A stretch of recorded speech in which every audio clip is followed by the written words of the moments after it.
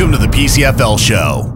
On this week's episode, we've got highlights of Week 9 and previews of Week 10.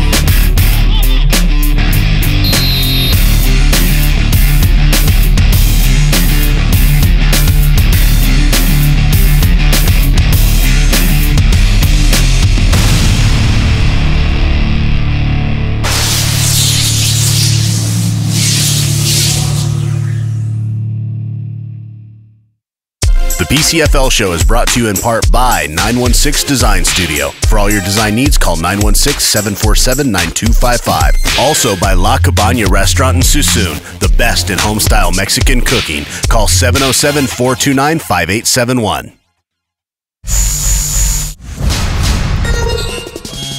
The Stallions get things going first as Tony Watson picks up a first down on this run.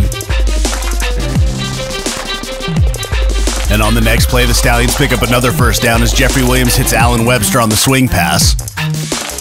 And a few plays later, Williams hits Webster again for the touchdown. The Ducks move down the field and Mort Geibert puts it through for 3. In the second quarter, Derek Stevens breaks off a 47-yard run for the Ducks and takes it for the touchdown.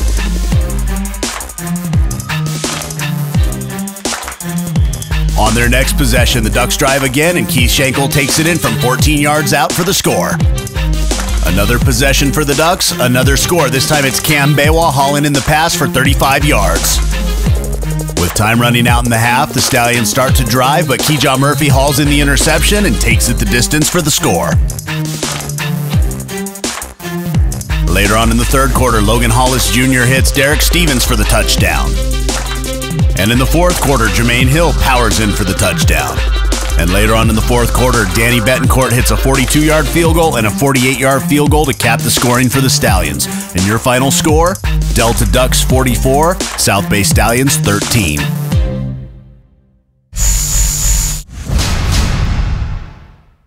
The Fury cap off an 8-play drive with this 6-yard touchdown throw from John Russell to Terrence McGee. They get the ball back, but on their second play, the ball sails high and it's picked off by Terrence Williams to shift momentum back the other way. But the drive stalls and the Fury are on the move again. Capping off a 7-play, 75-yard drive, John Russell hits Robbie Longan for the touchdown. After an exchange of possessions, the Fury defense turns up the pressure. Here, Anthony Edwards gets the first of his 3.5 sacks. And a few plays later, John Russell hits Terrence McGee for 42 yards and the touchdown.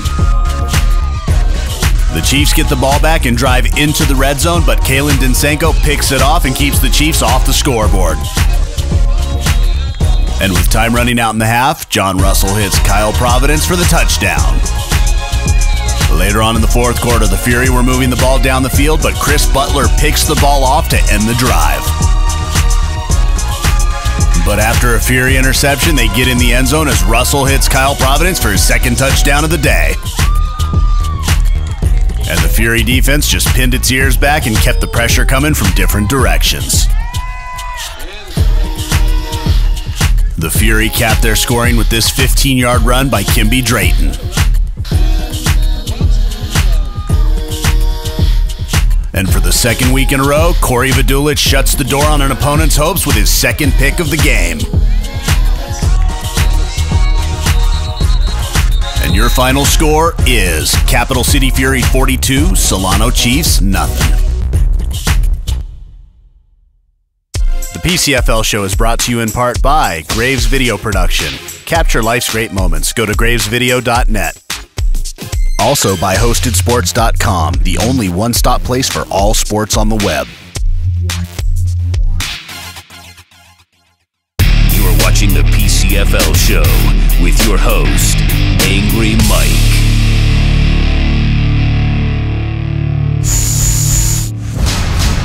The Rhinos get on the scoreboard first in the second quarter when Sean McCauley hits John Mosley for a 35-yard touchdown. But the Giants answer right back. Marquez Shaw hits Javon Cherry for 53 yards in the score.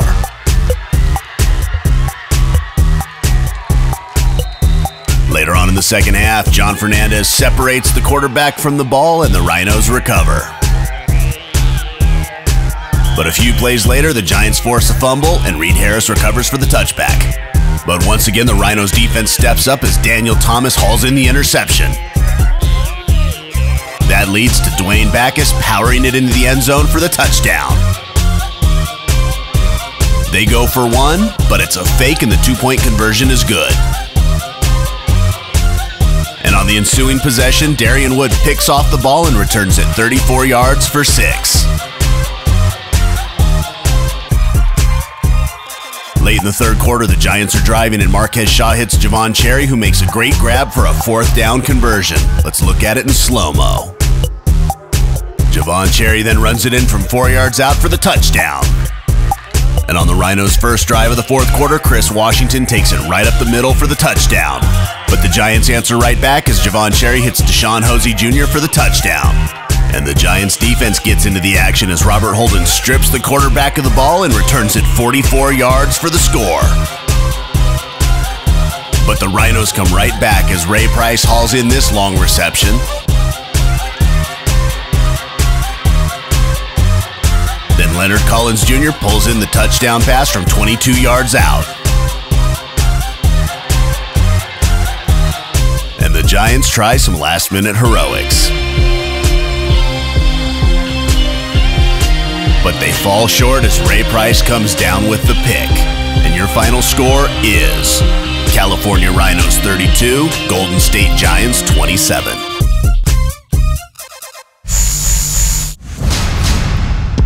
The East Bay Outlaws get on the board first as Andrew Betancourt hits Terrell Woodall from 25 yards out for the touchdown.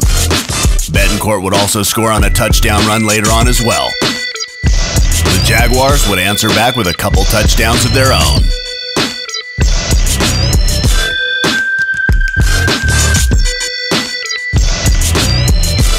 The Outlaw defense then stepped up the pressure. Here, Thaddeus Vincent and Mike Mather combined for the sack.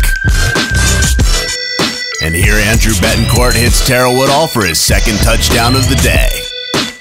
And your final score is East Bay Outlaws 27, Central Valley Jaguars 13. Let's take a look at our top performers of the week.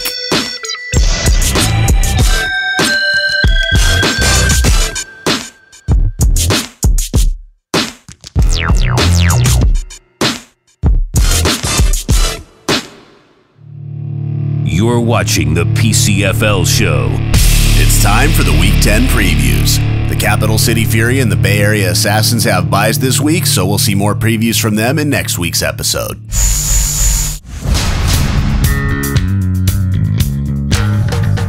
The Delta Ducks haven't lost yet, and they've clinched a first-round bye as a result. They, like most teams, are a little banged up at this point in the season. They have the depth, but can they keep the machine rolling smoothly with some new parts? The California Rhinos are coming together at the right time. Their defense has been stout all season, but over the last couple of weeks, their offense has shown that it's back on track.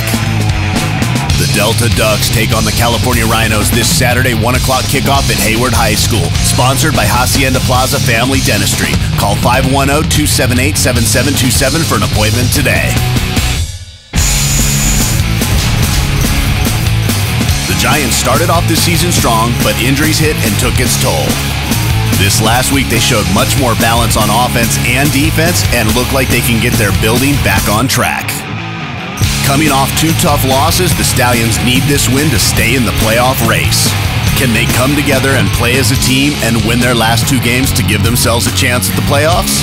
The Golden State Giants take on the South Bay Stallions this Saturday, 1:30 kickoff at Overfelt High School in San Jose.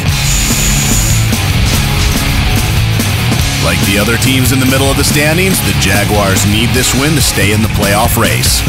They too have been bitten by the injury bug, but can they finish off strong and give themselves a chance? The Chiefs are a young team and were forced to rebuild more than they would have liked this year. If they can finish off strong, they'll find themselves in the role of spoiler for the next 2 weeks. The Jaguars take on the Chiefs this Saturday at Vaca Christian High School, 1 o'clock kickoff, sponsored by Stars Recreation Center, the region's premier bowling and entertainment destination. Well, that's it for this week's episode. Stay tuned for next week so we can see how the playoff picture is going to start coming together, and be sure to share the show links on Facebook. The more people we can reach in our community, the more people we can get coming to our games. Also, check out the PCFL.com for the latest info. I'm your host, Angry Mike, and I'll see you next time.